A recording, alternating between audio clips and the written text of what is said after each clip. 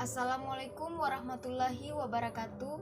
Perkenalkan, nama saya Murniati dengan nomor stambuk A1L119040, kelas genap, mahasiswa jurusan Pendidikan Kimia Fakultas Keguruan dan Ilmu Pendidikan Universitas Halu Oleo Kendari. Pada kesempatan kali ini saya akan membahas mengenai cara menghitung energi dari satu molekul asam lemak C12. Untuk itu, mari kita sama-sama menyimak penjelasannya pada video berikut ini. Pertama-tama perlu kita ketahui apa itu asam lemak. Dalam kimia, terutama biokimia, suatu asam lemak adalah asam karboksilat dengan rantai alifatik panjang, baik jenuh maupun tak jenuh. Hampir semua asam lemak alami memiliki rantai tak bercabang dengan jumlah atom karbon genap, mulai dari 4 sampai 28. Asam lemak biasanya diturunkan dari trigliserida atau fosfolipid. Selanjutnya, asam lemak C12. Asam lemak C12 atau asam laurat atau asam dodekanoat adalah asam lemak jenuh berantai sedang eng middle chain fatty acid yang tersusun dari 12 atom C. Seperti yang terlihat pada layar, yaitu gambar dari molekul asam lemak C12. Sumber utama asam lemak ini adalah minyak kelapa, yang dapat mengandung 50% asam laurat serta minyak biji sawit palm kernel oil. Asam laurat memiliki titik lebur 44 derajat Celcius dan titik didih 225 derajat Celcius, sehingga pada suhu ruang berwujud padatan berwarna putih dan mudah mencair jika dipanaskan. Rumus kimia asam laurat ini yaitu CH3 CH2 10 kali COOH, berat molekul 200,3 gram per mol. Sebelum melangkah pada perhitungan energi dari satu molekul asam lemak C12, kita perlu memahami dan mengetahui tahapan demi tahapan untuk menghitung energi asam lemak.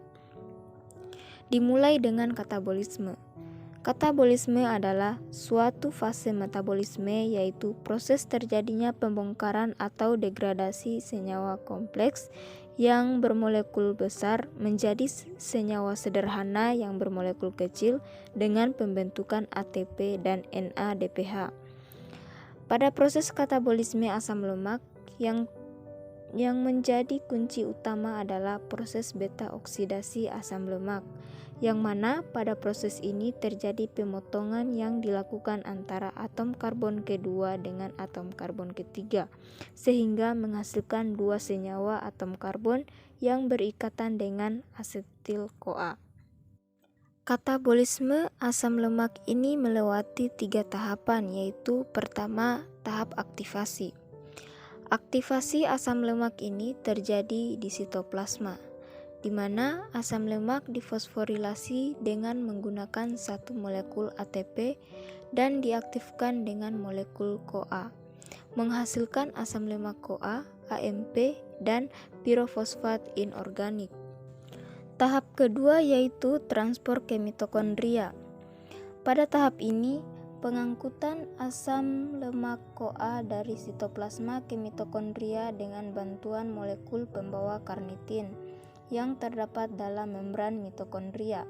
Setelah menjadi bentuk aktif, hasil CoA dikonversikan oleh enzim karnitin palmitoyl transferase 1 yang terdapat pada membran eksternal mitokondria menjadi asil karnitin. Setelah menjadi asil karnitin, barulah senyawa tersebut bisa menembus membran internal mitokondria. Pada membran internal mitokondria terdapat enzim karnitin asil karnitin translokase yang bertindak sebagai pengangkut asil karnitin ke dalam dan karnitin keluar. Asil karnitin yang masuk ke dalam mitokondria selanjutnya bereaksi dengan CoA dengan dikatalisir oleh enzim karnitin palmitoyl transferase 2 yang ada di membran internal mitokondria menjadi asil CoA dan karnitin dibebaskan. Asil CoA yang sudah berada dalam mitokondria ini selanjutnya masuk dalam proses beta oksidasi. Tahap ketiga yaitu reaksi beta oksidasi asam lemak, yang mana pada tahap reaksi beta oksidasi ini berlangsung dalam 4 tahapan, yakni pertama tahap dehidrogenase 1. Tahap dehidrogenase 1 ini yaitu dehidrogenase asam lemak CoA yang sudah berada di dalam mitokondria oleh enzim asil CoA dehidrogenase menghasilkan senyawa enoil CoA.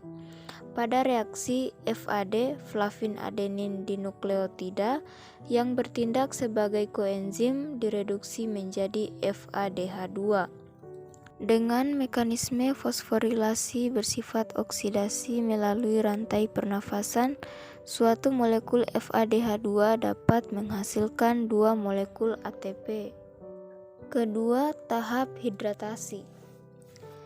Tahap hidratasi yaitu ikatan rangkap pada enoil CoA dihidratasi menjadi 3 hidroksi asil CoA oleh enzim enoil CoA hidratase. Ketiga yaitu tahap dehidrogenase 2, yaitu dehidrogenase 3 hidroksi asil CoA oleh enzim beta hidroksi asil CoA dehidrogenase dengan NAD+ sebagai koenzimnya menjadi beta ketoasil CoA.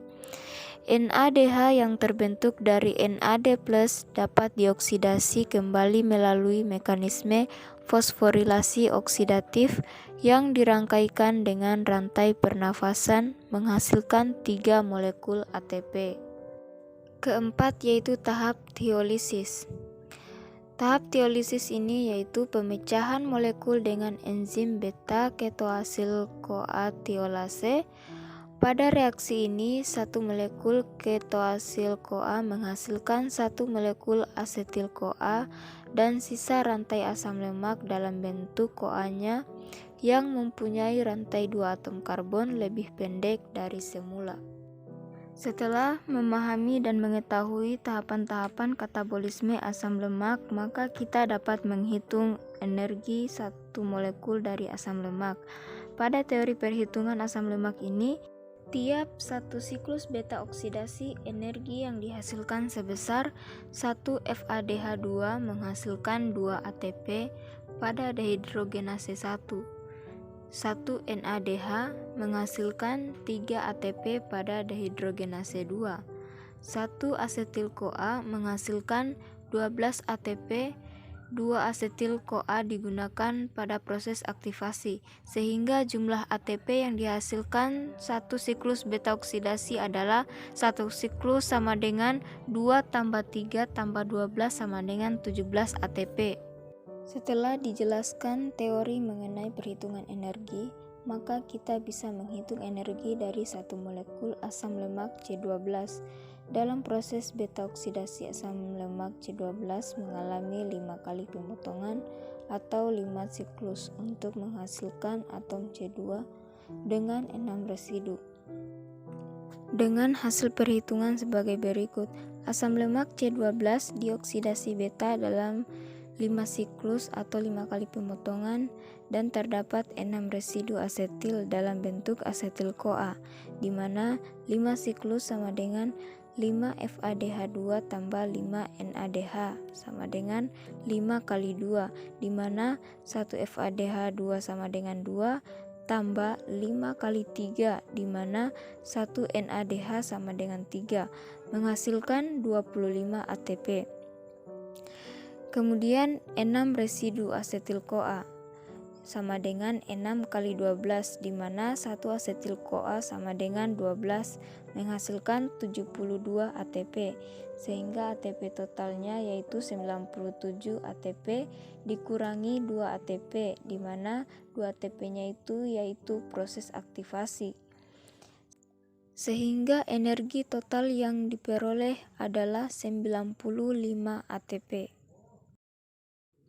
Itulah penjelasan mengenai energi dari 1 molekul asam lemak C12.